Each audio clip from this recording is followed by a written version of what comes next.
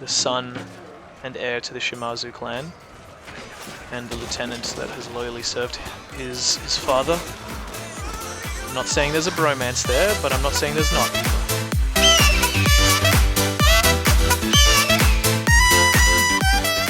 What's doing, everybody? My name is Hawkwood Online. We are starting episode 11 of our legendary Shogun 2 campaign, playing as the Shimazu, and we have a pretty interesting start. We're going to have a chaotic battle with the SHONI to wipe out their whole military force here, hopefully, while defending with our daimyo and his son and heir, as well as the lieutenant that's been following around our daimyo this whole time. Takahisa, Yoshihisa, and Tomokata are facing off against Motomitsu, Ujifuyu, and Michishige. I hope you guys can forgive that atrocious Japanese pronunciation, I imagine. But we have a lot of archers to deal with who are going to shred my Yari Ashigaru, but we have some archers of our own to fire back. The Yari Samurai should be weaker, and the Yari Ashigaru, than my experienced Yari Ashigaru in Spear Wall. So we do have some advantages, but it's going to be a hell of a bloody fight. We're definitely going to lose some of these units, I would say. Not too worried, to be honest, because this is potentially the last big battle before we take control of Kyushu and we build up our military presence in our capital. We've got our armorer on the way. We're getting ready to produce some Katana Samurai, some Shimazu Katana Samurai with +5 armor. They're going to have that little gold armor logo from the upgrades that they've received, so I'm pretty excited to start cranking those guys out in massive numbers. We've got the potential to capture a cavalry province if we go and fight the Miyagi on the island that the Chosugabe usually take over, and I want to turn that into a cavalry province, that or Suo, but we'd have to betray our allies, the Ouchi. I want to convert to Christianity and start getting imported matchlock Ashigaru. I'm actually going to let the daimyo deliver this speech because this is a really crucial moment.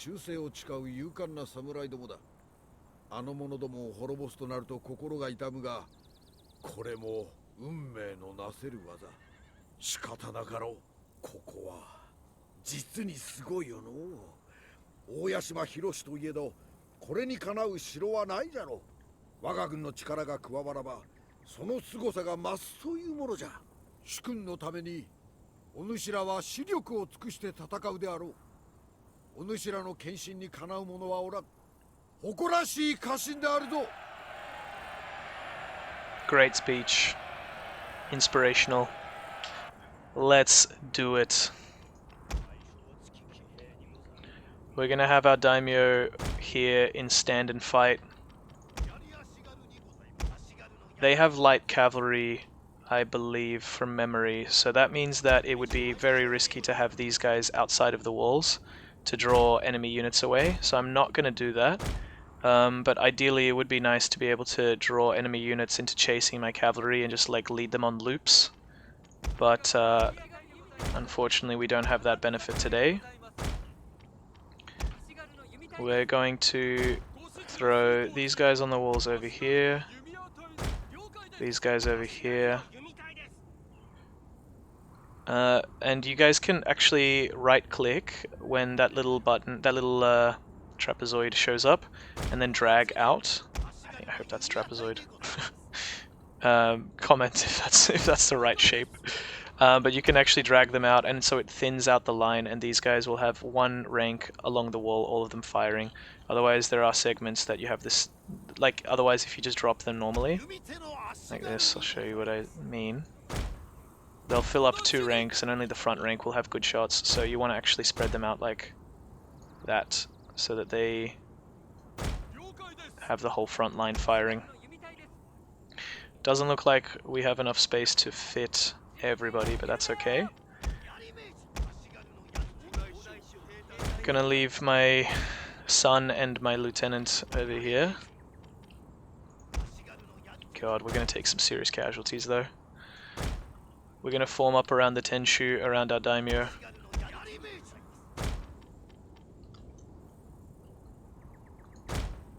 And we'll see how this battle goes.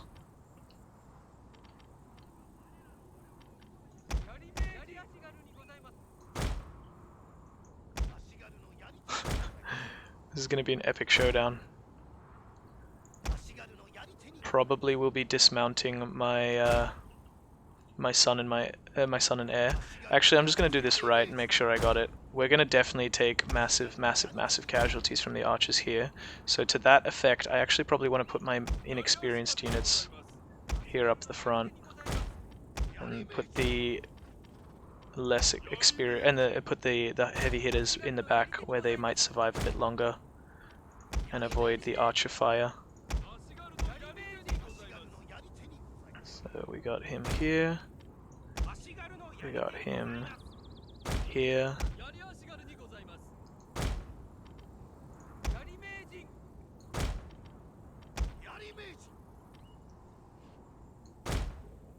Ideally, actually, we probably want to just defend the Tenshu. I don't really care about a full circle, but we do have enough men for it, I think. Yeah, there you go.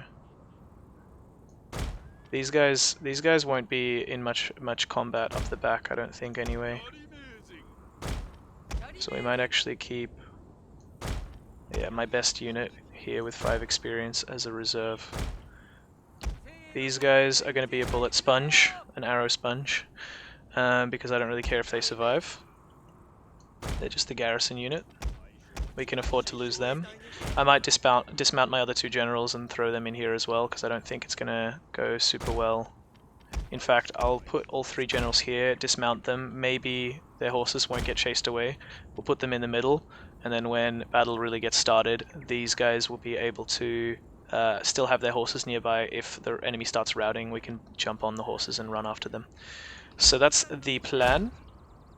A loose formation here, and loose formation here. These guys are just going to hopefully take a lot of hits from the archers, but we're not going to have to worry about too much more from them. Dismount my 3 generals. Hope everyone makes it through. Gonna put my general right on the Tenshu here, right in front, ready to defend, with his son right next to him, and his favorite lieutenant adopted into the family. Alright, we got Bo Ashigaru and a lot of the samurai, so that's not a super threatening side.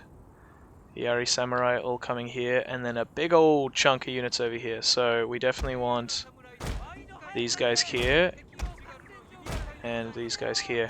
If we're lucky, they'll fire a fair few shots into these samurai retainers, who I'm gonna put right behind here,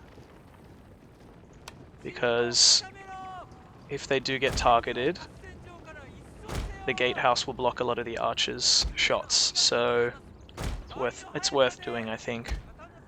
We're going to keep everyone in loose formation until we see the climbing start. And once we see the climbing start, that's when we'll condense these guys. I might even put my generals here in loose formation as well.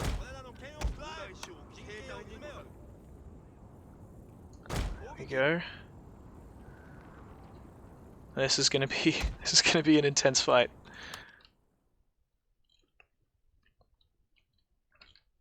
Man, we've been fighting the Shoni for what feels like, I mean, in the game it has literally been years and years of combat with these guys. So it's good to have a final epic showdown that should determine the fate of our 2 nations. Although, to be honest, I've got a second stack breathing down on their capital, their new capital, so I'm not too worried about. Even if things were to go tragically wrong and everyone was massacred here, I'd still be able to bring it around eventually. But I'm not gonna lie, it would be a pretty massive upset to have the campaign end Oh, to have the campaign have such a massive speed bump like that. Getting some decent kills on the approaching enemy.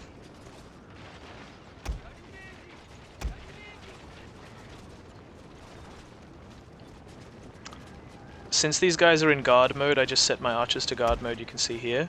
It means that once the enemy troops start climbing and engaging, the ones that aren't actually engaged in combat will still fight.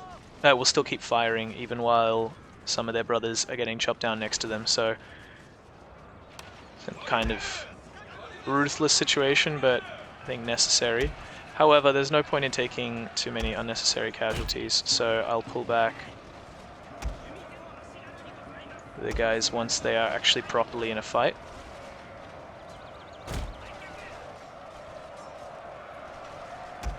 And we'll leave the...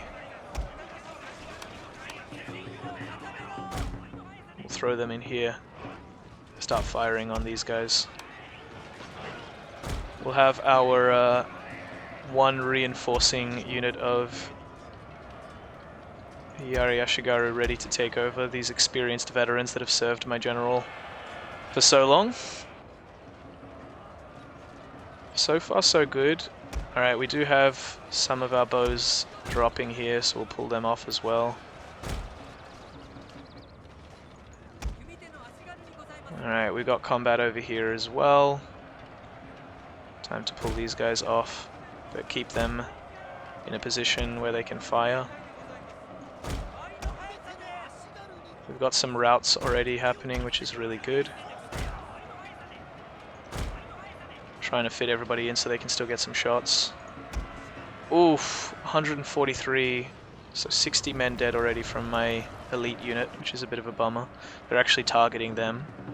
Might move them back, so that I still have a very experienced unit to bring in as a reinforcement for any part of this wall that that needs it. All my archers are off the walls now, just the samurai retainers getting some charges in. At this point, they haven't really drawn too much fire, I don't think. Yeah, in fact, there's no arrows on the gatehouse, unfortunately. Hey, I didn't fall for that trick, so... Ooh, although we do have a chance to get some decent slaughters here of routing troops. They're broken but not shattered yet, so they will come back unless somebody deals with them. The Yari samurai are fighting my samurai retainers. If I can, I would like my samurai retainers to make it back here.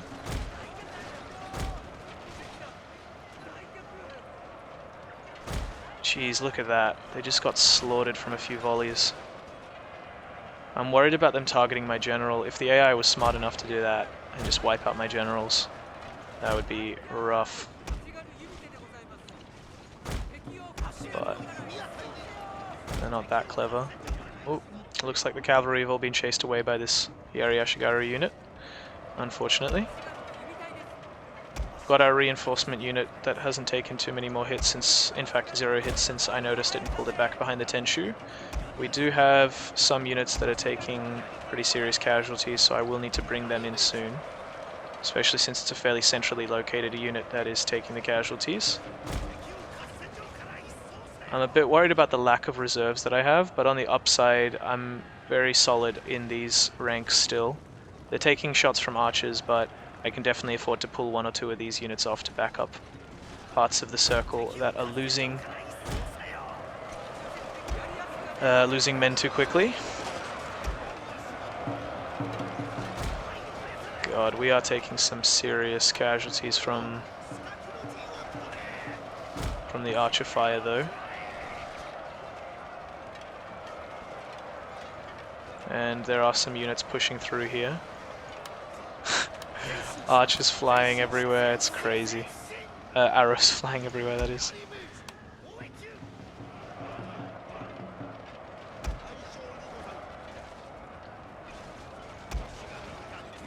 Alright. It looks like the infantry are all done, and it's just the archers to deal with now. And here they come to engage in combat themselves.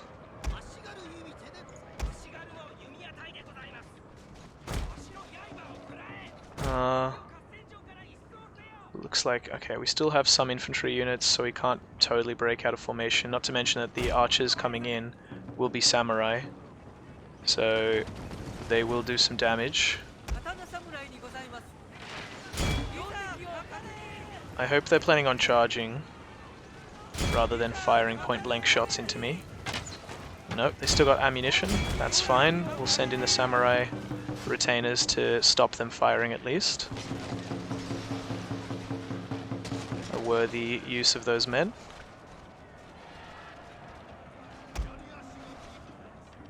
Alright, Jesus, they are shredding my guys.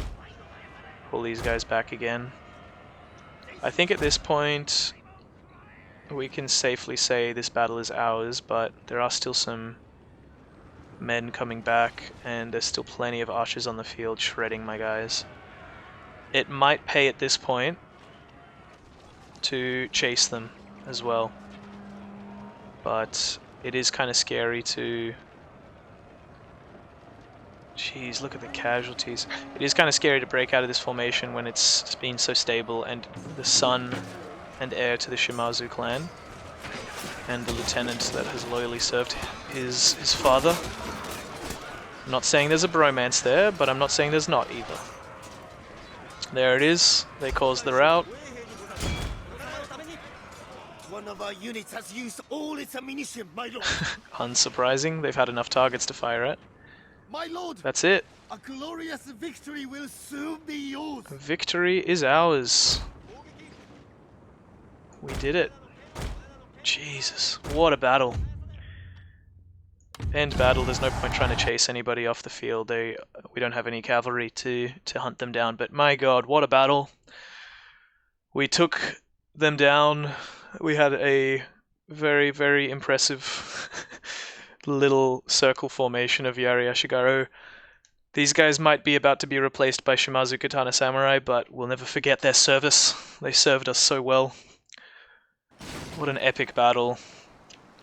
3,900 men against 3,100 with very little flexibility among these units of mine, but we absolutely pulled it off. We didn't quite lose 75% of our army, so no chance of picking up that trait there that I was talking about. And it looks like there's quite a few survivors still, which is a bit of a bummer. So I can't auto-resolve the fight, but I mean, that's the Shoni really knocked down a peg. They're not going to be easily able to recover from that. Oh man, the Wako traders, the Wako pirates are actually really starting to build up a scary force. Mounting unrest in Tsukushi. Oh, we don't want to research that, that's a waste of time. We do want to research that, however. Although, I'm tempted to... This seems kind of more important to me, although economically, that's more useful. Alright. Look at all these scraps. Oh, man. If I attack these forces, I'll still have a pretty big fight on my hands. Now the question is, what do I do with my next general? Religious is going to be super important for converting provinces to Christianity. So it's tempting to drop a bunch of points in there. And in fact, what does the bonus do? Plus 30 to the effectiveness, 30% to the effectiveness of the Inspire ability as well, and plus 2 morale once you get it to the max level. Tempting to do that, and then maybe get 1, 1... Okay, so 1, 2, 3, 4, 5, 6, 7, 8, 9, 10, 11, 12, maybe? It's tempting to go this direction. High replenishment rate, high morale, lower upkeep cost for the army. It's all pretty good. It is also tempting to go for intimidating, because you get lowered resistance in provinces you captured, which would be super important considering it's going to take ages for us to make sure provinces are actually under control when we capture them and they're all Shinto Buddhist and we are going to be Christian soon.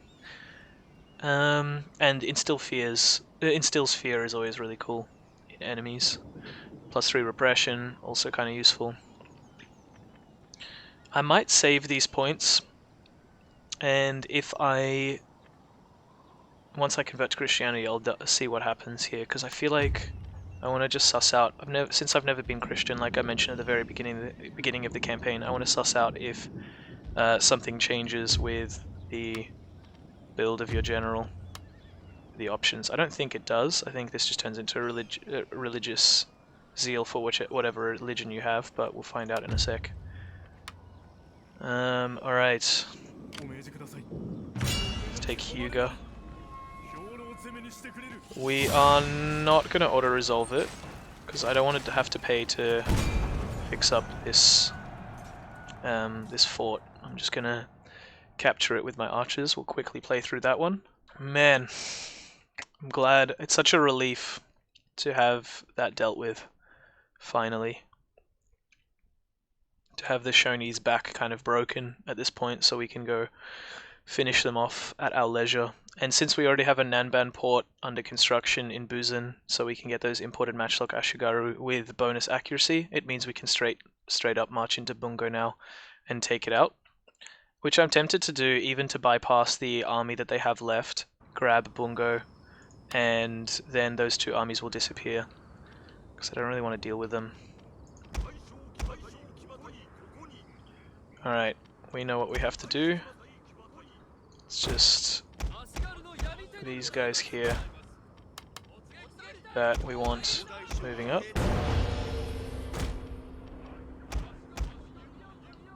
We'll put 2 here, and we'll put 2 here. Put them on fire at will. 2 brothers over here, and then my last general over here. Need to start getting these guys into some combat so they start leveling up, because we want to have these ministers, since they're commissioners or whatever, commissioners for finance and supply and whatever else, we want them to actually have some levels to actually be more effective at their jobs. These guys are about to take some volleys to the back. There we go, they decide to move into a loose, very long, strange formation.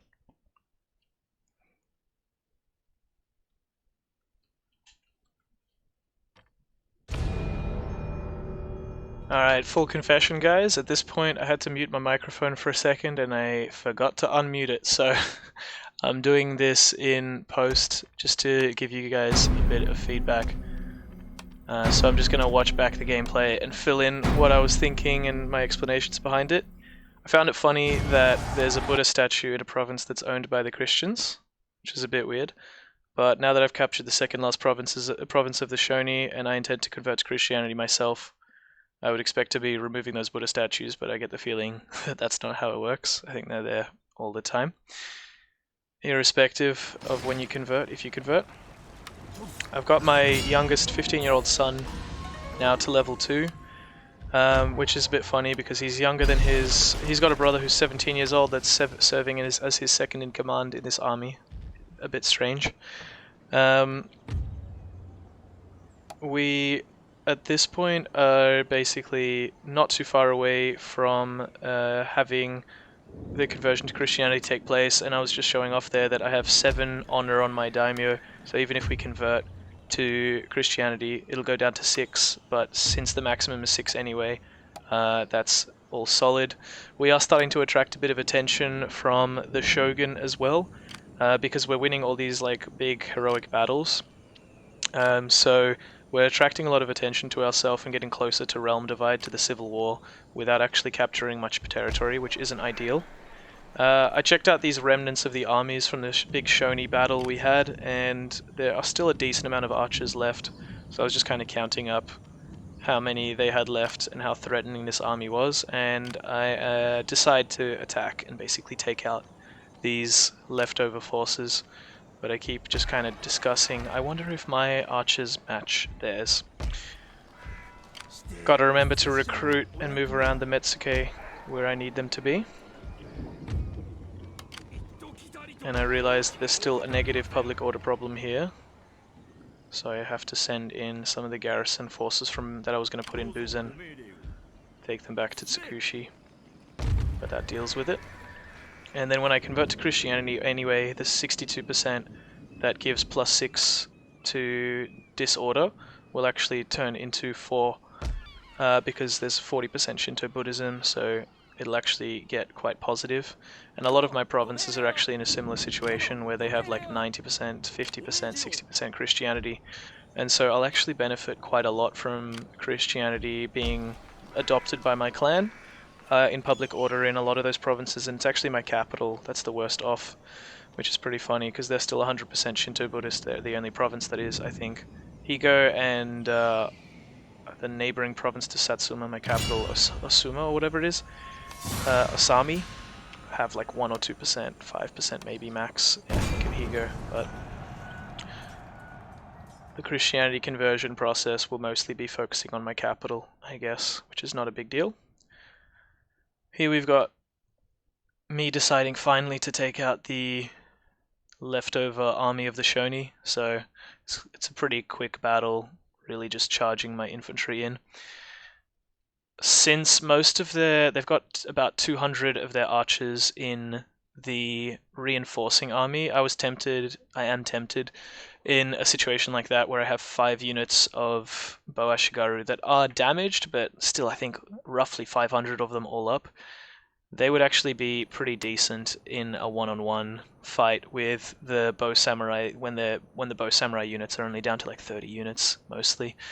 I wasn't sure if fog was good or bad. I mean, it lowers accuracy for ranged units, and I figured that they have more ranged units than infantry, so it might be useful. But then I decide, but yeah, and so I end up deciding to take fog. But to be honest, it wouldn't have mattered either way because I have the superior missile firing anyway at this point with my 500 Bow Ashigaru there, or a little bit under 500, but in the end it doesn't really matter because I'll be just throwing my Yari Ashigaru straight into combat, melee combat, trying to minimize the casualties from archer fire. The reinforcements do come onto the map at some point. Here I am looking for them, because in legendary difficulty you have a maximum range that you can see units at, and so the enemy units are actually hidden until they get within a certain range. Here I slow things down just because I'm going to be firing those Bow Ashigaru into the front lines. Debating on which target to pick, but I end up just letting them choose their own targets and drawing the enemy towards me. The AI always does this, where they'll piece off a few units to chase your missile units. When they're in a defensive position and your missile units get too close, they'll only peel off a few infantry units to try and chase them off, which is always a questionable decision, because then those guys can get caught out. But it's something that you can take advantage of in your own battles, knowing that the AI on defense, tends to peel off individual units to deal with certain threats.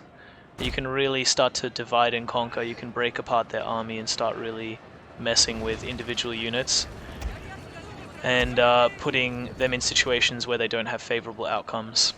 For example, if they have cavalry on their flanks and you throw some spearmen and some archers onto their flanks, then the cavalry will break off trying to get those archers, but then you can bring the spearmen in to deal with the cavalry, something you can always bait the AI into doing. And if they don't follow the bait, then I mean, you can take up a flank position with archers and they can't really do anything unless they bring in other infantry. So, you know, there's always something to think about there. Here I just basically want to get a good cinematic shot for you guys of the lines meeting and clashing. I've taken my Yari Ashigaru out of spear wall up until the last moment because I want them moving as quickly as possible. And then the last second, you see there, I trigger spear wall and they slow down, but they start engaging the enemy units. They actually plow through in some cases, which is really, it's a weird kind of interaction because they still seem to get the benefits of Yari wall, but they move quickly sometimes if you kind of click a run order, which is super powerful because they just charge through in Yari wall formation. You can see there, they just skewer everybody. It's so effective. Routing everywhere because these units are without a general. We slaughtered them all in that siege at the beginning of the episode. and we don't really have any threats here. They're just going to be running. There's a little bit of a gap in my lines, and they send through some men, but I send my generals to charge, which is a bit risky because there's spearmen and light cavalry here, but gotta do it for that glorious moment. Gonna get my generals involved. And there's not really much of a threat here because the units are gonna shatter soon and run off the field. I do pull them back for safety though. And then I'm going to take all of my Yari Ashikaru. Oh, rather, I'm going to get my generals to chase them because I was about to get my Yari Ashikaru out of formation, out of the Yari wall formation and start chasing, but they all shattered the enemy forces anyway, so I send my cavalry in to basically mop up. And that's the end of that chapter. I realize this big juicy chunk here I want to chase down.